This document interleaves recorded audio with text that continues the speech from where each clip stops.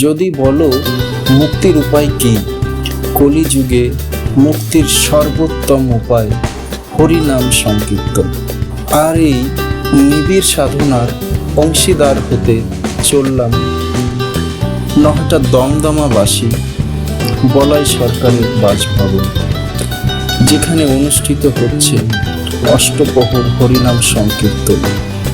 শুভ শক্তির আহ্বান, সংকট মোচন এবং ভক্তির নিবিড় সাধনা এই হরিনাম সংকীর্তন।